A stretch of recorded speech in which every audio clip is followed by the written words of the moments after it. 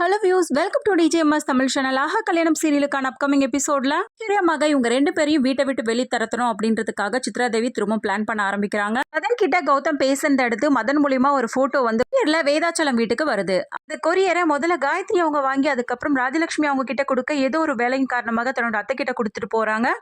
பாட்டி மாமு ரொம்பவே ஆர்வத்தோட அந்த கொரியரை ஓபன் பண்ணி பார்க்கும்போது அதுல ஒரு போட்டோ இருக்கு. நல்லா இருக்கும் அப்படின்ற குழப்பத்தோடவே பாட்டிமா என்ன பண்றாங்க, ஐஸ்வர்யா கிட்ட போய் கேட்க ஆரம்பிக்கிறாங்க. இந்த போட்டோ பார்த்து முதல்ல அதிர்ச்சியான ஐஸ்வர்யா எனக்கு யாருன்னே தெரியாது பாட்டி அப்படின்னு சொல்லிட்டு எதையோ சமாளிச்சு அனுப்புறாங்க பாட்டி கிட்ட.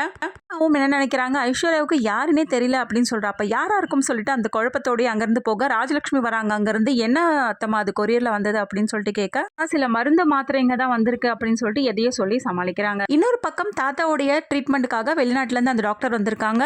வீட்டுல உள்ளவங்க கிட்ட பேசுறாரு, கண்டிப்பா இதை குணப்படுத்த முடியும், நீங்க ஒன்னும் கவலைப்படாதீங்க அப்படின்னு சொல்லிட்டு எல்லாருக்கும் நம்பிக்கை தராரு. இதனால குடும்பத்துல உள்ளவங்க எல்லாருமே ரொம்ப சந்தோஷப்படுறாங்க.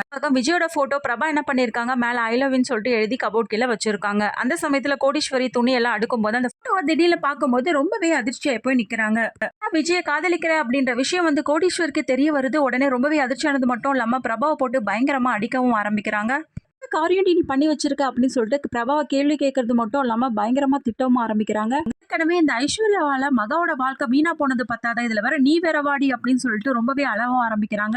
பண்ணவ கடவுளை இத மாதிரி வாழ்க்கையை கொண்டு போயிட்டே 3 பொண்ணுங்களோட நிலைமை இப்படி ஆக்கிட்டே அப்படி இப்படின்னு சொல்லிட்டு புலம்ப ஆரம்பிக்கிறாங்க கோடீஸ்வரியும். அந்த போட்டோ வச்சு ஐஸ்வர்யாவை குடும்பத்துல உள்ளவங்க முன்னில அசிங்கப்படுத்த ட்ரை பண்றாங்க. இருக்கிறது யாரு, எல்லாம் ஐஸ்வர்யாவுக்கு தெரிஞ்ச பையன் தான் அப்படின்னு சொல்லிட்டு தேவையில்லாத வார்த்தைகளை ஐஸ்வர்யா வந்து கொல்ற மாதிரி பேசிட்டு இருக்காங்க சித்ரா தேவி.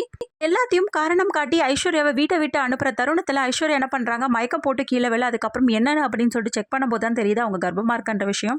எல்லாருமே ரொம்பவே அதிர்ச்சியாய் போய் நிக்க, இந்த குழந்தைக்கும் எனக்கும் எந்த சம்பந்தமும் இல்லை, இது நம்மளோட பாய் ஃப்ரெண்டோடது அப்படின்னு சொல்லிட்டு அடிச்சு பேசுறத பார்த்து ரொம்பவே ஷாக்கான ஐஸ்வர்யா கௌதமோட கண்ணத்தை காட்டி பல்லான்னு அறைய ஆரம்பிக்கிறாங்க. சமயத்திலயும் மகா என்ன பண்றாங்க, ஐஸ்வர்யாவுக்கு உறுதுணையா நிக்கிறாங்க. எங்க அக்கா இப்ப கர்ப்பமா இருக்கிறது உண்மைதான், அதுவும் அது கௌதமோட குழந்தை மட்டும்தான் அப்படின்னு சொல்லிட்டு ரொம்பவே நம்பிக்கையா வந்து பேச ஆரம்பிக்கிறாங்க.